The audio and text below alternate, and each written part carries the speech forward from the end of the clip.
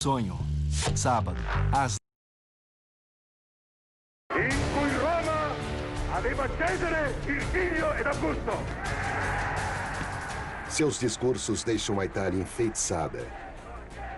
Tinha uma coisa quase mágica que atraía as pessoas para o pensamento dele. Ele, de fato, quase que as hipnotizava. Mas por trás da bravata e da postura de Benito Mussolini estava um coração repleto de violência e brutalidade.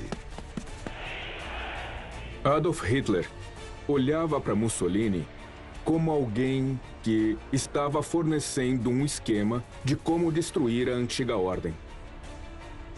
Esta é a história de Il Duce, o líder, e como o amor dele pela Itália levou a uma ascensão épica ao poder. Mas cuja devoção a gerar medo acaba deixando seu país de joelhos.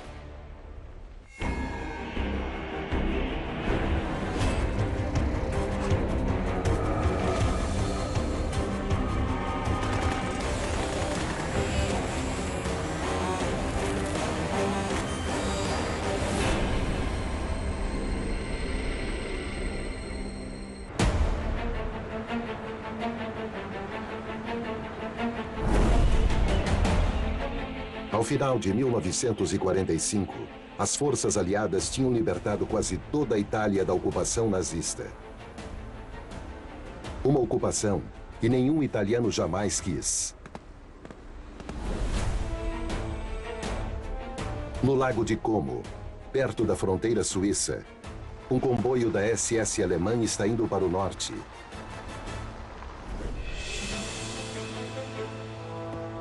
Quando uma pequena patrulha de partisãs italianos os pararam num bloqueio na estrada improvisado. Os nazistas no jipe principal exigiram passagem. Mas quando estavam prestes a deixar os alemães passarem, um dos homens nota uma coisa estranha. No banco de trás do veículo, um homem com uniforme nazista está tentando passar despercebido. Ao observar melhor, eles perceberam de quem se trata.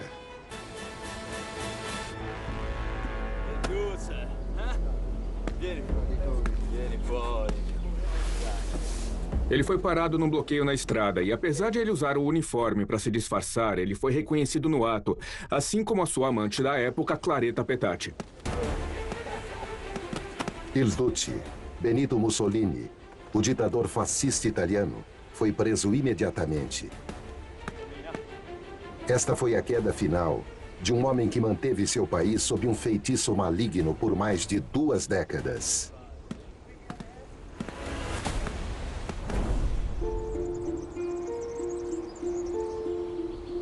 A evolução de Mussolini começou em 1883, no vilarejo de Predápio, na região romanha do nordeste da Itália, onde ele nasceu numa família que passava por maus bocados. O avô teve que vender todas as terras da família. E eu acho que em algum lugar na alma do Mussolini estava o desejo de recuperar o sucesso da família.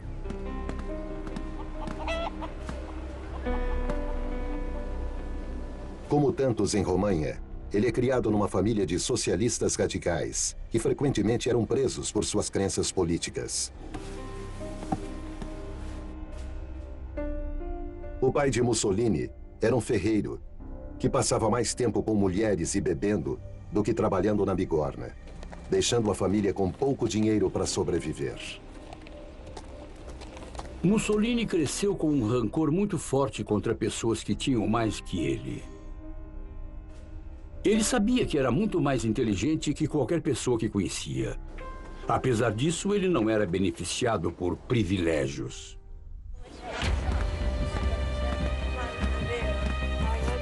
Motivado pela noção de injustiça de sua família, o jovem Benito era arrogante, volátil e um bully. Mussolini, quando criança, era muito rebelde, acredito, revolto e anárquico.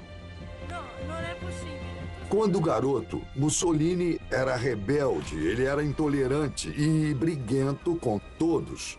A relação com seus colegas costumava ser violenta. Em jogos com os amigos, ele odiava perder e costumava jogar sujo para resolver conflitos. Durante uma briga com um rival, ele acabou usando uma faca e feriu o outro garoto gravemente. Non sono messi atti di violenza in questa scuola. Aveva adorato. Mussolini é levado para os padres de sua escola católica, que ele odiava. Eles o expulsaram, dizendo para os pais que ele estava fora do controle. Mas também tem um lado amável e leal do jovem Benito. E esse é o lado-chave para sua ascensão ao poder. Seu irmão e irmã o adoram. Ele é um sonhador que recita poesia e literatura. O Mussolini era um grande diretor da peça da sua própria vida. Ele tinha muito carisma e charme. Desde muito jovem, ele ensaiava os discursos que fazia. Ele começou a praticar uma apresentação e a acreditar na imagem teatral dele. Aos 18 anos, o futuro ditador da Itália é um jovem rapaz atraente e exuberante, e como seu pai, um socialista fervoroso. As mulheres são atraídas por ele, como um imã. Mas seu lado volátil volta a surgir. Ele era louco por mulheres e tinha uma personalidade muito sexual. Então, qualquer mulher, fosse jovem ou velha, para ele era só um objeto, uma presa. Ao longo de sua vida, Mussolini dorme com centenas de mulheres com frequente violência. Mussolini, eu acho, tendia a se envolver num sexo que é melhor descrito como obsceno, bruto e curto. Em vez de ter vergonha de bater e estuprar mulheres, ele escreve mais tarde se gabando do que fez. Mussolini, ele era um egoísta. Portanto, parte do seu comportamento era estranho. Essa estranheza lhe rendeu a fama de o louco do Predápio e o louco de România. Em 1903, ele escapou do serviço militar fugindo para a Suíça, onde foi preso por defender uma revolução violenta. A mãe dele morreu pouco tempo depois, e ele perdeu totalmente a cabeça. A verdade é que o grande amor da sua vida foi a sua mãe no estilo italiano. E a mãe morreu quando ele tinha apenas 22 anos. E para ele, esse era o dia mais sombrio que ele lembraria para o resto da sua vida. Foi triste. Quando o pai se casou de novo, Mussolini descreveu um interesse doentio por sua nova meia-irmã, Raquel, de 16 anos. O pai temia que Benito iria envergonhar a família, iniciando um relacionamento que alguns considerariam incestuoso. Entretanto, ele a teria de qualquer jeito. Mussolini disse que se essa garota não puder ser minha, eu vou me matar. E ele fez o gesto indicando isso. Mas tudo era apenas uma encenação. E naquele momento, ele não tinha intenção alguma de se matar. Em 1910, Benito e Raquel começaram a morar juntos. Mas Mussolini é louco por sexo e logo abandona sua meia-irmã, casando com outra mulher, Ida Dowser. Eles têm um filho juntos, Benitino, o pequeno Benito. Não demora muito antes dele se cansar de sua nova família e abandoná-la também. Nessa altura, não há indício de que Mussolini, o socialista mulherengo e violento, poderia se tornar um dos ditadores mais malignos da história. Mas eventos mundiais cataclísmicos estavam prestes a mudar tudo. 1914. A Primeira Guerra Mundial estoura na Europa. A princípio, a Itália permanece neutra, mas muitos dizem que ela deveria lutar por uma parte dos ganhos.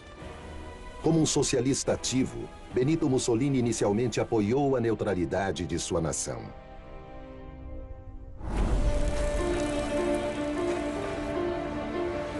Nesse ponto, ele se mudou para Milão e encontrou um gosto pelo jornalismo, motivado pelo seu amor na infância pela literatura. Ainda na casa dos 20, ele é promovido a editor do jornal socialista mais vendido na Itália, o Avanti. Avanti deu para ele a plataforma pela qual ele podia influenciar a direção política do próprio partido. Ele era um ávido defensor da revolução na Itália. Mas então, ele começou a pensar que a guerra poderia ser a faísca para transformar o país, até mesmo começar uma revolução. Portanto, a Itália precisava fazer a parte dela. Em abril de 1915, ele foi preso por organizar protestos a favor da guerra. Mas os socialistas e o Avanti não compartilhavam da mesma visão. Ele foi expulso do partido e se demitiu do jornal. Para se vingar deles, ele começou a fazer publicações próprias. Ele queria uma plataforma para suas ideias, então ele conseguiu juntar dinheiro de diversas fontes. E ele montou um jornal chamado O Povo da Itália. Em 24 de maio de 1915, Mussolini consegue o que queria, já que a Itália finalmente se junta ao conflito. Após ter defendido a guerra ferozmente, agora ele podia lutar nela. Quando a Itália declarou guerra na primavera de 1915, ele se voluntariou. Ele se machucou num acidente com um morteiro e tem fotos dele usando muletas. Depois disso, ele voltou para o seu cargo como editor de jornal. Enquanto se recupera, ele escreve editoriais no seu leito e uma ideia começa a se formar. Ele começou a pensar que talvez o caminho para a revolução na Itália seria organizar os veteranos de guerra após eles voltarem para casa. Mussolini se referia a eles como aristocracia das trincheiras.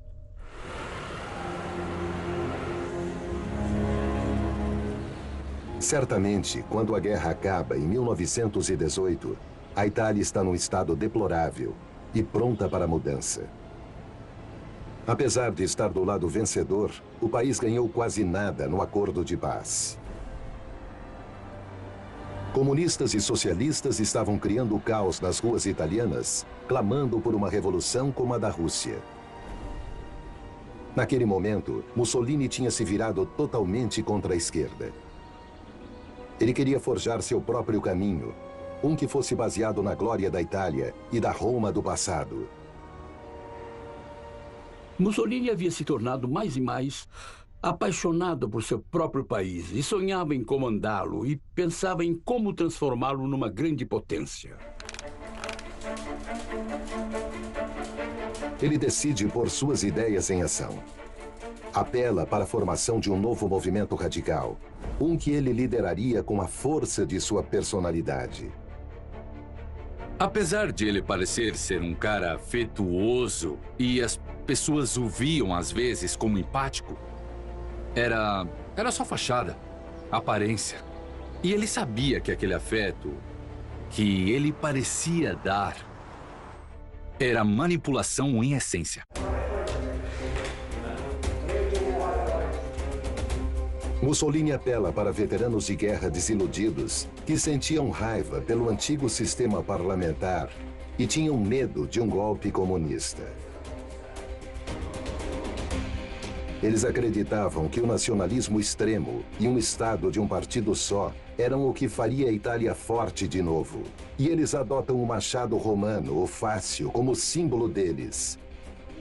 Eles se intitulam de fascistas. Muitos usavam camisas pretas de Arditi, a tenebrosa tropa de elite italiana na guerra. Os camisas negras fascistas, os lutadores de rua, acreditavam que os debates políticos, a votação, todas as armadilhas da democracia eram tolas ou fracas ou uma fraude. Se você queria uma coisa, a tomava. E os bandidos de Mussolini estavam armados até os dentes. Fascistas costumavam ser liderados por oficiais subalternos desmobilizados e tinham acesso a armas. Eles costumavam ficar com as armas que tinham da guerra. Eles tinham revólveres, mas também tinham armas mais exóticas. O manganelo, o porrete pesado, era uma das armas típicas deles. Mas os socos ingleses, às vezes até instrumentos estranhos, assim. Tinha um grupo fascista, por exemplo, que batia nos inimigos usando tiras de bacalhau seco.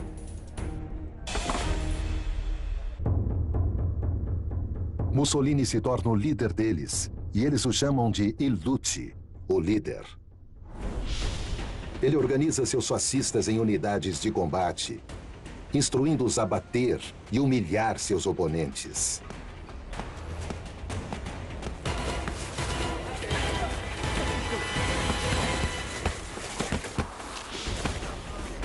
Essas unidades atacavam os chefes socialistas e capturava eles e amarrava slogans fascistas ao redor deles. Fazia eles ficarem ridículos. Forçavam a beber laxantes poderosos para que eles acabassem se sujando e destruíssem a imagem pública que eles tinham. E os fascistas zombavam deles e tiravam fotos que iam parar nos jornais. O movimento fascista de Mussolini decola, indo de 20 mil para quase 200 mil membros em apenas alguns meses. Enquanto seus bandidos lutam com comunistas nas ruas, Mussolini tenta ampliar a base de seu poder. O movimento fascista se transforma no Partido Fascista e, em 1921, ele foi eleito para o parlamento. Campanhas revelam sua habilidade suprema. Ao longo de sua carreira, com um discurso de mestre, o Duce consegue transformar multidões em fãs ensandecidos. in cui Roma aveva Cesare, il figlio ed Augusto. Ele tinha a habilidade de emocionar as pessoas, controlar suas emoções, fazer com que o ouvissem. Porque ele era eloquente, ele era persuasivo.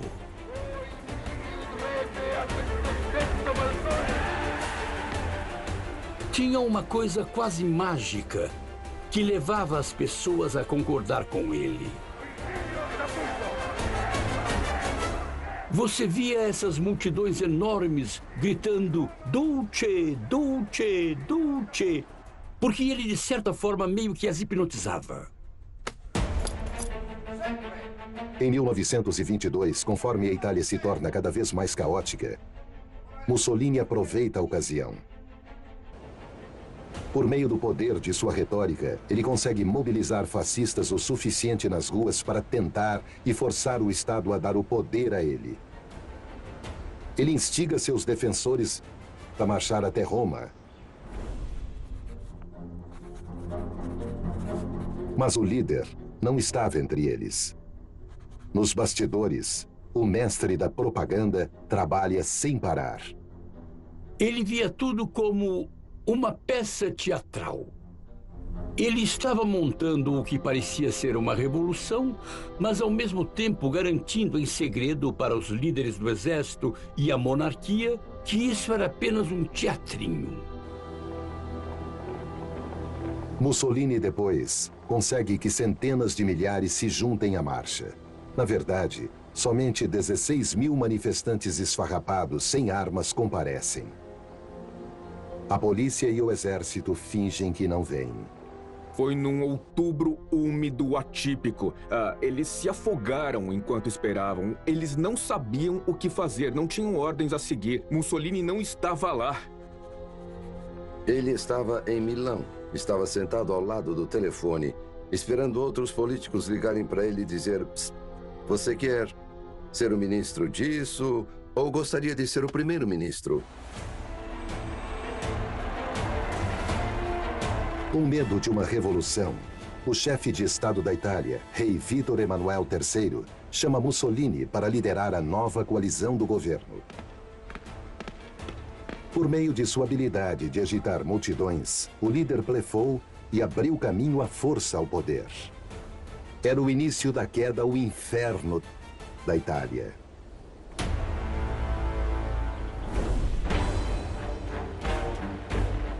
Enquanto Mussolini tentava agir como estadista, seus camisas negras ainda estavam nas ruas causando o caos. A violência tinha sido seu modo de vida. E agora, com o poder em suas mãos, ele tinha como infligir isso em qualquer pessoa que ficasse em seu caminho. O político socialista Giacomo Matteotti ameaça expor as táticas violentas dos fascistas. Então ele precisa ser silenciado.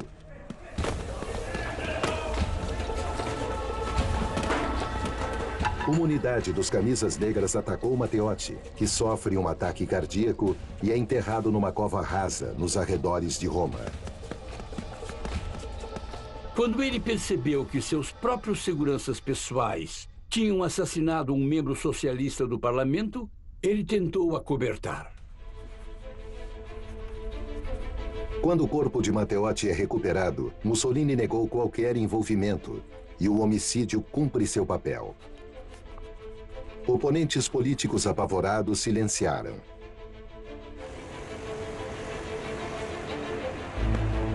Com a Itália intimidada à submissão, ele pôde realizar seu sonho de um segundo império romano expandindo pelo mundo, com ele mesmo como novo imperador. Assim como o sonho de outro ditador a centenas de quilômetros de distância. Mussolini recebe um pedido requisitando uma foto autografada para um admirador na Alemanha. Mussolini recusa. Ele não acha que a carta é importante. Isso logo mudaria. Porque a carta era do homem que iria acabar tanto com sua vida quanto com a de seu país. Adolf Hitler.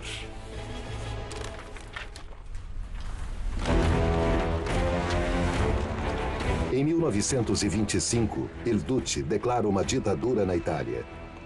Todos os partidos políticos são fechados, exceto os fascistas.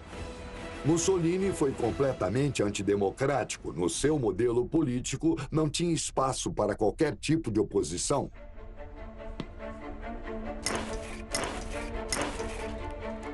Com a Itália sob seu total comando, Mussolini pode exagerar sua maior característica: o exibicionismo.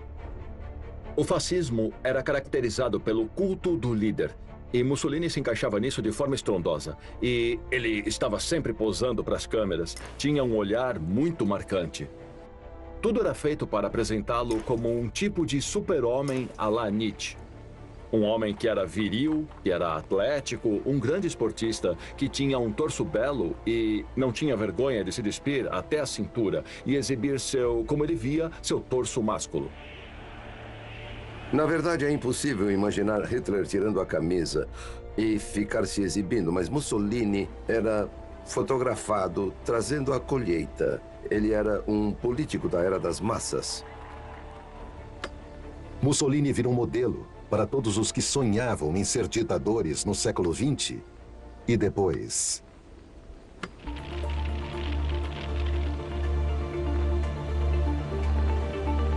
A princípio, a Itália prosperou sob o fascismo. Um esquema imenso de obras públicas diminui absurdamente o desemprego.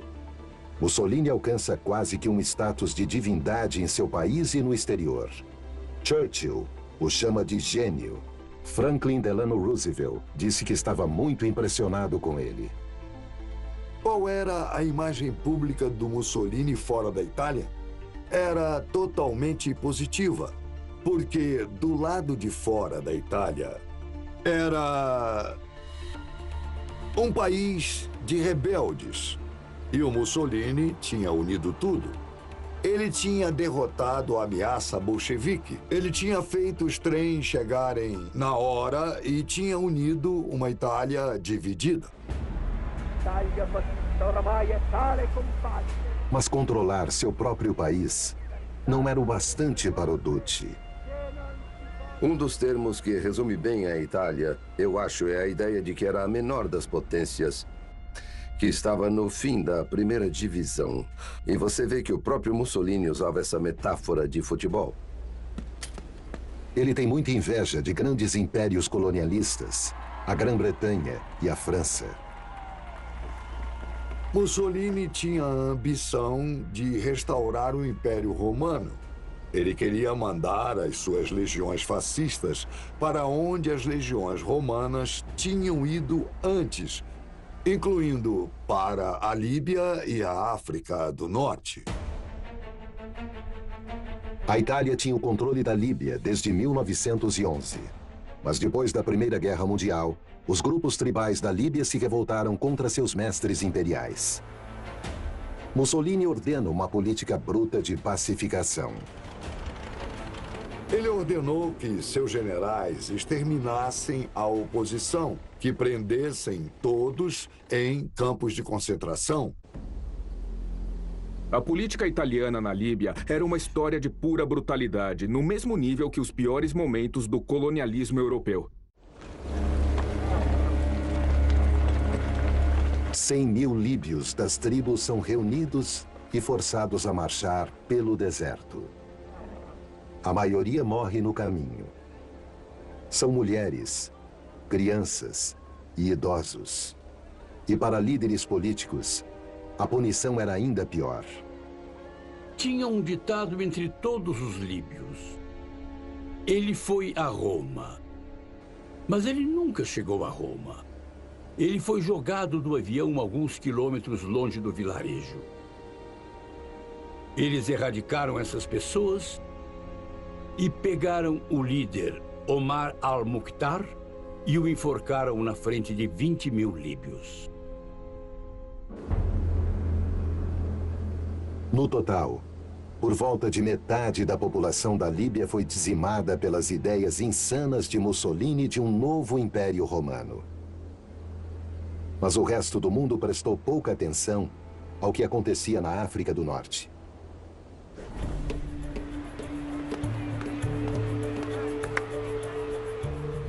Exceto o então recém-eleito chanceler da Alemanha. Em 1934, Adolf Hitler finalmente conhece o homem para o qual ele escreveu 8 anos antes. Mussolini continua indiferente e descreve ele como um palhacinho tonto. Adolf Hitler olhava para Mussolini como alguém que estava fornecendo um esquema de como destruir a antiga ordem.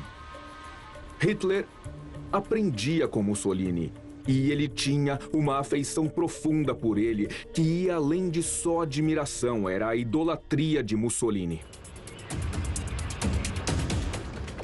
A princípio, é Hitler quem imita o seu grande herói, copiando a saudação fascista e muitas das ideias do Duce. Mussolini tenta fazer valer a sua superioridade no início da relação dos dois. Ele acha que podia controlar Hitler também.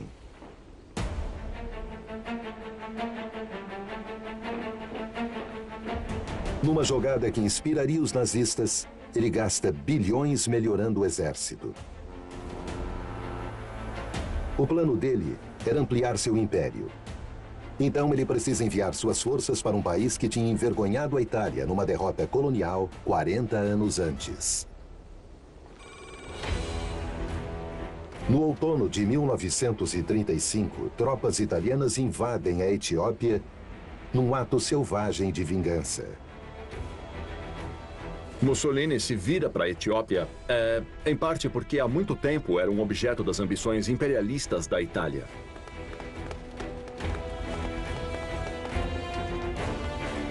É o maior exército colonial já colocado em campo e a guerra se torna um dos conflitos mais unilaterais do século XX.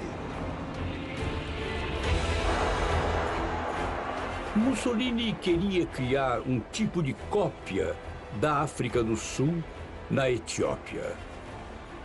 Em outras palavras, transformar a população da Etiópia no que se resumiria a escravos ou servos. E criar uma enorme população de imigrantes italianos que iriam praticar um tipo de apartheid. Mas eles o fizeram com tanta violência, tanta crueldade, tanta impiedade, que houve uma revolta gigantesca no centro do país. Essa foi uma das batalhas mais brutais já travadas com uma potência colonial. A Etiópia não tinha força aérea e os aviões italianos podiam simplesmente voar sobre os vilarejos etíopes e as forças armadas etíopes e fazer o que quisessem com eles. E o Duce instrui seus bombardeiros a lutar sujo. Ele queria que tudo acabasse logo. E, no final do ano, ele disse: vamos ter que usar gás venenoso em larga escala. Só temos que acabar com essa guerra e acabar rápido.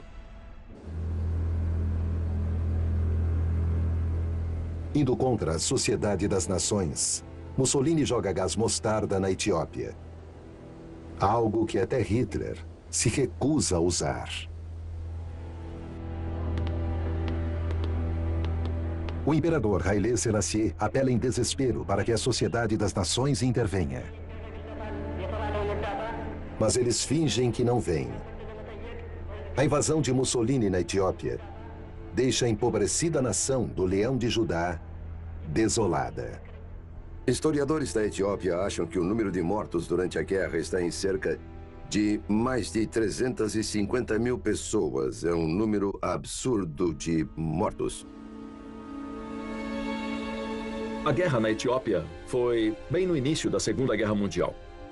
Mussolini sabia bem que, ao invadir a Etiópia, estava indo contra a Sociedade das Nações. Isso daria um sinal verde para Hitler.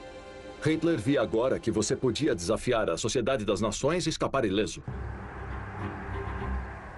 O laço entre Mussolini e Hitler se torna mais forte do que nunca. Junto com os nazistas, o Duce manda tropas para ajudar os fascistas de Franco a lutar na Guerra Civil Espanhola. Ambos países se envolveram na Guerra Civil Espanhola de 36 a 39 e o veredito foi completamente diferente. A Alemanha travou uma batalha muito bem sucedida. A Itália... Os italianos foram derrotados em Guadalajara num evento muito traumático de novo, e a comparação entre os dois foi traumática para Mussolini.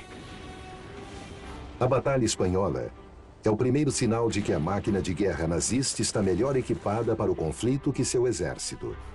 Mas o Duce ignora qualquer conselho.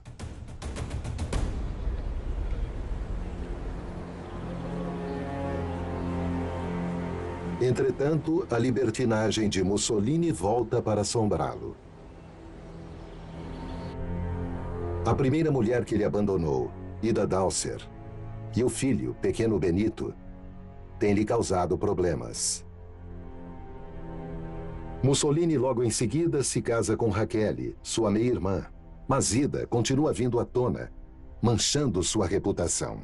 Ela queria ele só para ela, e isso resultou em vários escândalos com a Raquel Mussolini.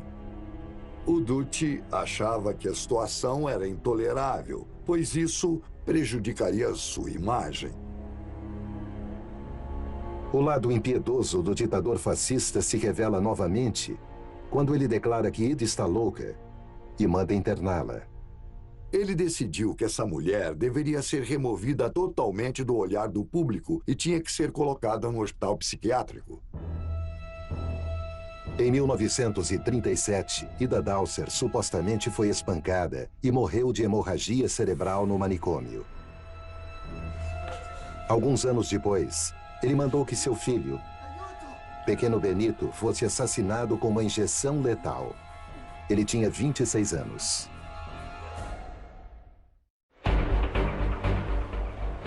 O Duce acha que sua crueldade o torna intocável. 27 de setembro de 1937. Com seus assuntos pessoais resolvidos, Mussolini é convidado a ir para a Alemanha. E Hitler faz todo o possível para impressionar seu ídolo. Ele ficou absurdamente chocado com o progresso que a Alemanha fez durante aqueles poucos anos. Ele fica abismado pela demonstração de poderio militar e ordem.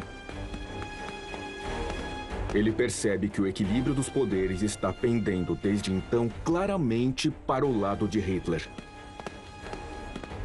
Como um homem obcecado com sua imagem e poderio militar, Hitler pisa em todos os calos de Mussolini. O Duce fica fascinado. O palhacinho tonto agora é o apresentador do circo. Mussolini voltou da sua visita à Alemanha com o senso de que, de fato, o futuro estava com a Alemanha. Ele ficou impressionado com os nazistas. Não é só o exército de Hitler que conquista Mussolini. Ele acaba se cativando pelas ideias dele também.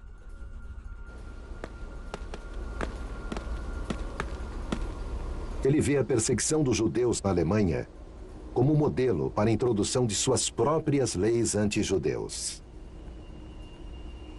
Uma das grandes manchas na reputação do Mussolini são os decretos antissemitas de novembro de 1938.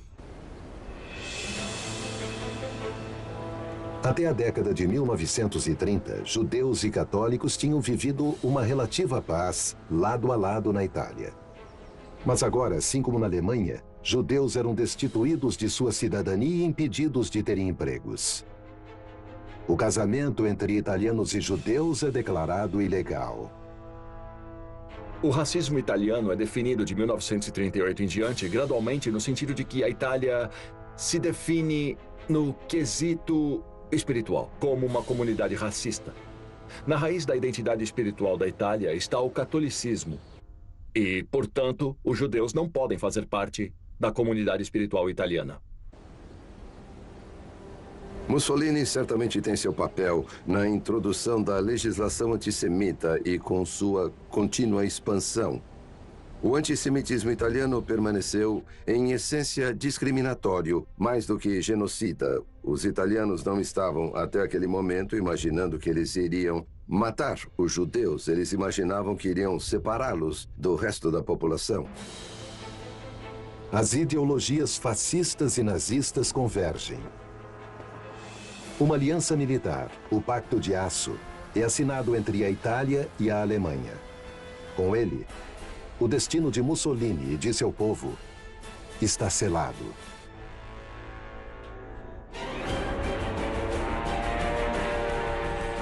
Primeiro de setembro de 1939, Hitler invade a Polônia. 2 dias depois, a Grã-Bretanha e a França declaram guerra contra a Alemanha. A princípio, Mussolini está incerto de qual lado da guerra ele ficará, e ele tenta agir a longo prazo. Mas quando Hitler conquista a França, ele fica convencido de que só pode ter um vencedor. No dia 10 de junho de 1940,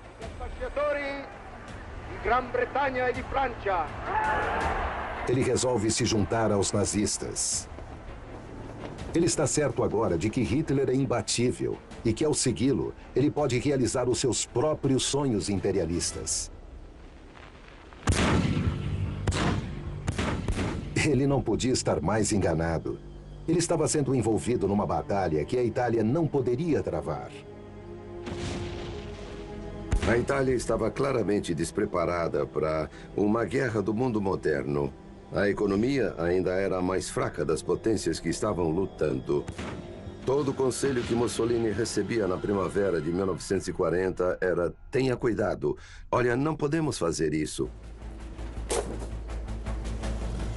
Conforme os exércitos de Hitler massacram o norte da Europa contra o conselho do seu general, Mussolini instrui suas forças a começar suas próprias invasões isoladas. Sem contar para Hitler, ele decide invadir os Balcãs em grande escala. E planos são feitos para a invasão da Grécia. O que imaginam que acabará rapidamente.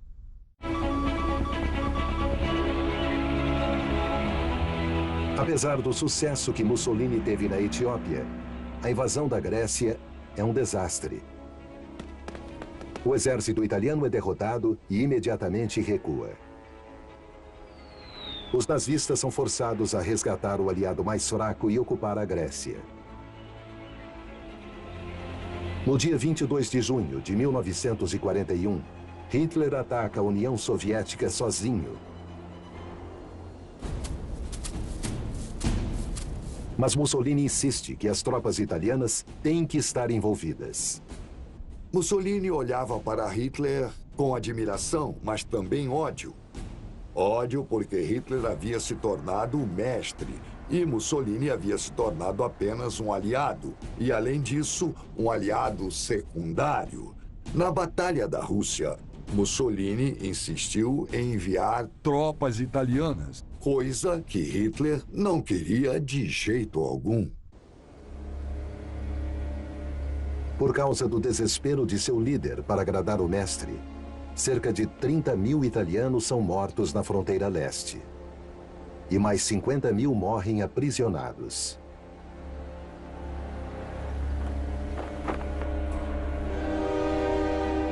Em 1942, notícias chegam sobre as novas derrotas contra os britânicos na África do Norte. A guerra está se tornando humilhante para a Itália. A personalidade instável de Mussolini ressurge novamente, com alterações de humor violentas e um humor inconstante. Quando Mussolini resolveu se unir ao Hitler, ele desenvolveu um tipo de comportamento maníaco-depressivo, indo de um extremo para o outro. Ele encontra refúgio na sua arrogância e auto-obsessão. Ele acredita que não pode acreditar mais na intuição. Ele fala para o genro dele em um momento: eu sou o animal mais inteligente que já existiu. Mas sua bravata parece absurda, dada a tragédia que estava prestes a envolver seu povo.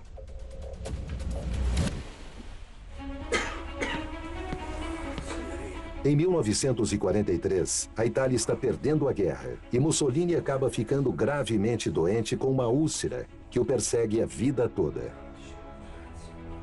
Seu poder sobre o país está diminuindo e o fim de seu regime está próximo. Os aliados estão bombardeando toda a península e invadiram a Sicília. Ataques aéreos nas cidades italianas tiveram um custo alto em termos de danos materiais, mas também na moral do povo italiano.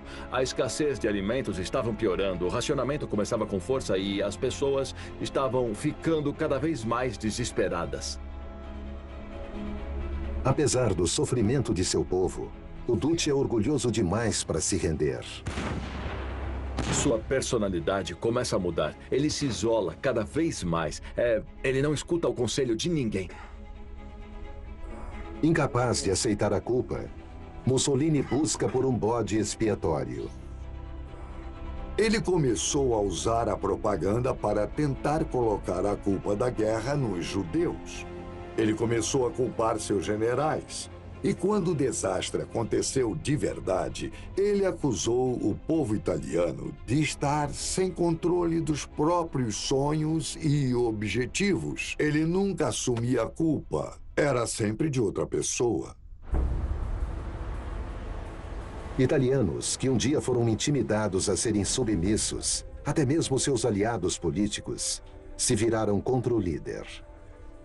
O genro de Mussolini, Conditiano, leva a votação para o Grande Conselho, sua remoção do gabinete e o fim da guerra. O rei o coloca em prisão domiciliar. Ele está confinado com guardas armados. Mussolini pensava que estava acabado. Ele queria se dedicar à própria família. Mas se Mussolini acha que pode passar o resto dos seus dias em relativa paz, Hitler tem outros planos.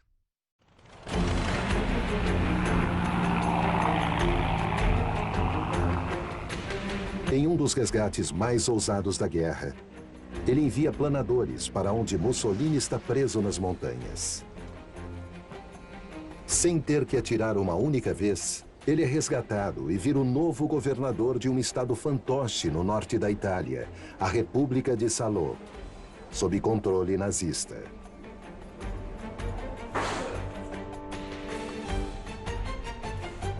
A inversão dos papéis está completa. Mussolini, antes um líder poderoso que escreveu um livro sobre intimidar para liderar, está agora totalmente submisso a Hitler.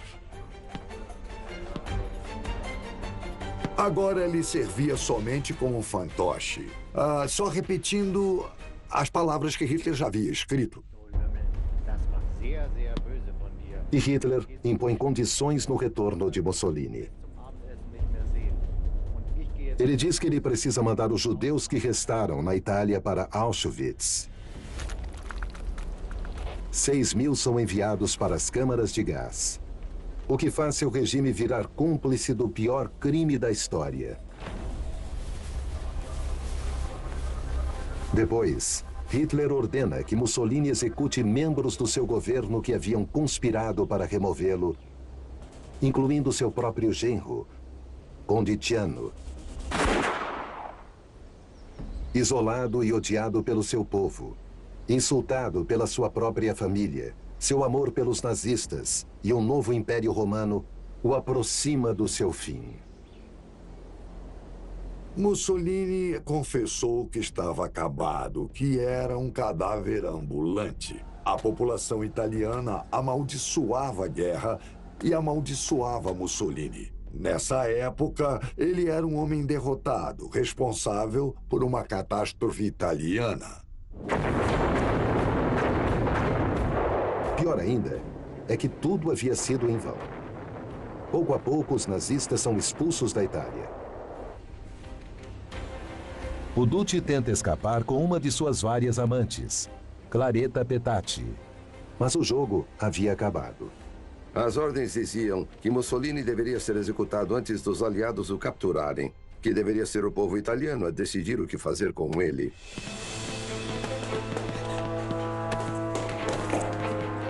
E adesso morirai per tutti I crimini che hai commesso in Italia, brutto bastardo. Muori, Mussolini.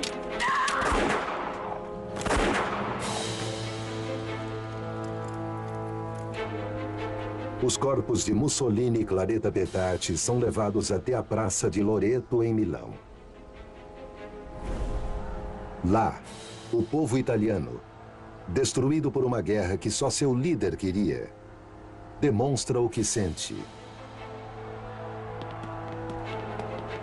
O corpo de Mussolini foi espancado, cuspido, a cabeça foi chutada e os corpos foram amarrados pelos tornozelos e depois erguidos para que ficassem pendurados de cabeça para baixo.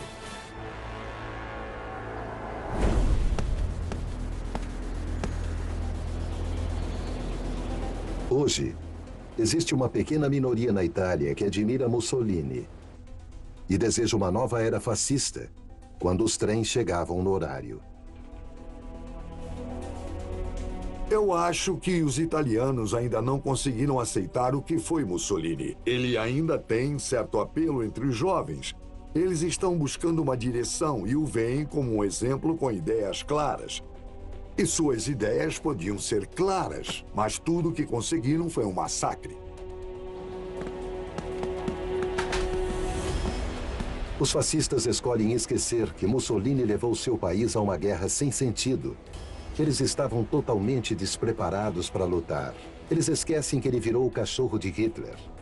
Eles esquecem que ele foi pessoalmente responsável pelas mortes de cerca de 1 milhão de pessoas na Itália e na África e participou do Holocausto. Um preço alto a se pagar para trens chegarem no horário. Em agosto, as histórias inspiradas no History.